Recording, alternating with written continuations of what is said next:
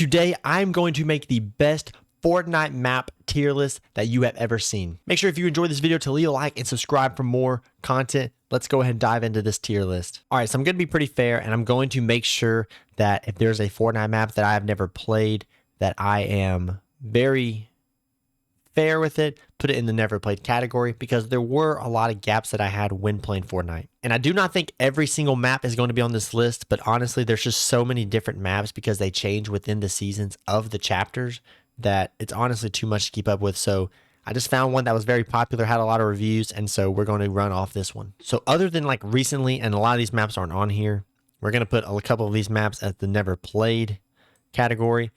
And I know like they all look about the same. Listen, I promise you, I don't know what they are, and so I'm just trying my best to appeal.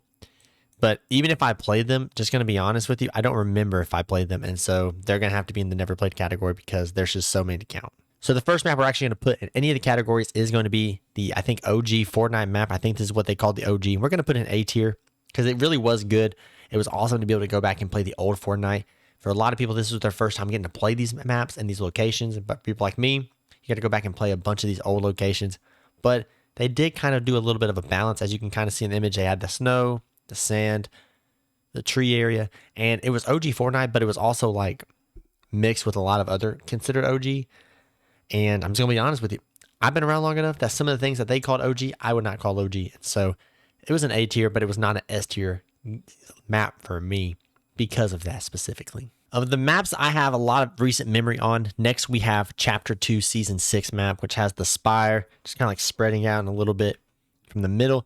We're going to put it on C tier. It was okay. It was not the best map that I've played, but it also wasn't one of the worst ones that we've had. You had a good mixture of the water. You had some mountains and some different open spaces, which I really like a good balance, and so C tier is just very much a good average map. Next we have the Chapter 2 Season 5 map, and it's going to go in the C tier category as well. They're very similar in the maps, that designs that they are, and so it was not that bad of a map, so I'm just going to put it in the C tier as well. Very similar, minor differences. Now the Chapter 2 Season 4 map I actually really like, and the reason for that is we're going to put in B tier. We had a lot of OG locations kind of make a return and be able to be seen in this map, which were cool, or at least if they weren't the OG ones, they were inspired by the OG.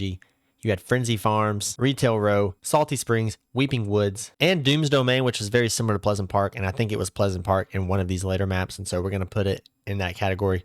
But B tier map, it was kind of before the events that changed the maps previously, but definitely a B tier. I enjoyed it. I always love seeing some of the classic spots. Next we have Chapter 2 Season 3, and this is going to be a D tier map. I hated this map, and I did play a little bit more during this period of time, but I hated the water. I hated having to swim and go all the places, but I understand the purpose of why they did it. It was just kind of going along with the story, but it was very lame, very not fun, and I did not like having to deal with all that water. So definitely it's the worst map that's probably on this list. Of course, all these never played maps might be very good maps, but we'll never know for me. Lastly, of a lot of these maps that have that center circle area, we're just going to throw those in the B tier as well, because very much things that I liked about them. They're all very similar, kind of like with that two maps in C tier. When they're very similar, there's very few minor changes. Most of those changes are just a few things leading up to a big event, a big reveal. But for the most part, they're very similar, so we're just going to throw them in B tier overall. All right, so a lot of the maps that had the volcano, I do remember that I didn't like the volcano change as much because that was kind of like another one of those big factors of removing a lot of the OG stuff that was awesome. So pretty much every map with a volcano, even though I understand once again they're building towards an inevitable huge reveal, map change. I think that's when they eventually got close to Season 10 and they wiped the map completely going into Chapter 2. But I'm one of those in some games that change is good, some is not. And Fortnite would maybe have better changes if it wasn't so many. I'm just going to put them in C tier. I think they're okay, but definitely not my favorite ones. Now we got the Season 7 map, and I'm going to put it in B tier because even though I don't like a lot of changes, I feel like this was a pretty balanced one. The upper half of the map was very foundational, things that had been there for a long time, while also still adding new stuff to make it interesting. I'll never forgive the snow ad addition because of what it took from me, which I'll explain later in the video. I honestly could put it in the B tier just because they tried. I respect it. Let's just roll with it. So This map, which is Season 7, is going to be in the B tier category. So once again, with a lot of these maps being very similar, just like my few minor changes, we're going to put the Season 6 and the Season 5 map in the A tier category. That first big change where they added the desert, taking out Moisty Mire, I can honestly get behind that because I thought the Desert Paradise Palms was a pretty cool addition to Fortnite. And it was kind of like something new, unique, without, in my opinion, taking out the best landing spots in the map. If you're going to make changes, take out the least populated landing spots. You've got to have some stats where you can be able to check that. And then if they are replaced by newer ones, so say ones that were popular are no longer popular because of new ones, then you can change it. But I feel like later, whenever they added the snow and a lot of others, they took out some of the best maps, the best landing spots, but the Paradise Palms was a pretty good addition. So I'm going to put it in A tier. I thought I really liked it. Dusty Divot, which is I think Season 4, is going to go into the A tier. This was a pretty big thing. It was one of the first big, major events that they did in Fortnite, to where a lot of the other updates were kind of just big things that they added, but the major 4 big change of the Dusty Depot being just destroyed, you got the Dusty Divot. I thought it was pretty cool, and so it was one of the bigger changes that really got you interested, so we're going to put it into the A tier category. Next, we got Season 3, and in my opinion, these first few runs were flawless. So we're just going to go ahead and put all of them in the S tier category. Season 1, Season 2, Season 3. Season 2 and Season 3 were practically the same map, and they were absolutely flawless because what I feel like we had in Fortnite the first time was one of the best feelings you'll ever have in a Battle Royale map. So open, so different. Back when times were simpler. But I also got to admit, it's time to make some changes. You wanted to add some things to the map, and being able to add legendary maps. This is considered an OG. I still believe Season 1, Chapter 1, before it even was called that map is the most OG map of all time.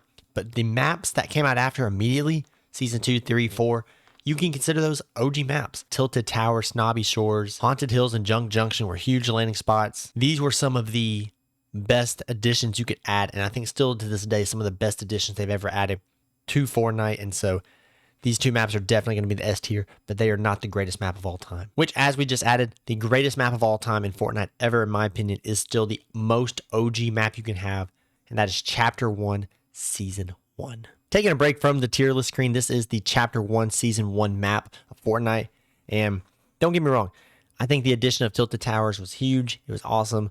I loved having Snobby Shores over here, filling in some of these gaps that were just a lot of nothing, because normally you would not go any farther northwest of Pleasant Park unless you were running from the storm, and occasionally you get a circle there. And then if you do, you run out of ammo, you run out of resources, and there's really not much around you. And so I didn't mind filling in some of these areas, that we had, but this is the best map of all time. Early in the video, when I mentioned my frustration with them adding the snow and taking away one of the greatest maps of all time, that is the Flush Factory. This was the spot me and my friends would always land, because I can literally tell you the details of why. You'd land here, you'd get all your loot, then you can build up to this mountain and you'd have a couple chests there, but then you could also come right here, and there were a couple stops right here before you cross the bridge that you could go and get a lot of stuff on. Vivid memories I have while heading over to Fatal Fields and then pushing up to Salty Springs. This is the best map of all time, more so just because of the nostalgia. I understand a lot of the other maps add a lot of different features, different variety, but sometimes Fortnite's variety and their features can get a little too much. This was simple. Back in the simplicity of the game, where you literally just had fun playing against your friends, building, shooting. There was no extra goofy mechanics. It's just straight up what the game intended to be. OG at its finest, and that is going to be our best map that has ever existed in Fortnite still. Real quick, another feature that was added that was very different, very random, was the fact that in that Season 1 range of Fortnite, where you had one of the best maps of all time, you were also able to have friendly fire. And let me tell you, that was one of the most entertaining ways to troll your friends, being able to knock them, having that constant threat of, are you going to shoot each other? And I just had to throw that in there. I'm already editing the video. That is definitely one of the reasons that map, that season of time for Fortnite, is one of the best ever. Those are my rankings on some of the maps. Obviously, they're a little bit controversial, so just respect my opinion. I'm just saying what I think. Obviously, a little nostalgia kind of took over there, but that's fine. If you guys enjoyed the video, make sure to leave a like and subscribe for more content coming your way. 1 video a week. We took a little bit of time off, regrouped, regathered our focus. We're back in it. Make sure to subscribe, leave a like, and let me know in the comments below what video you want next. You got any ideas? Let me know, and I'll be down to squeeze it into the future schedule. Thank you guys for so much support, and I will see you in the next video. Peace out.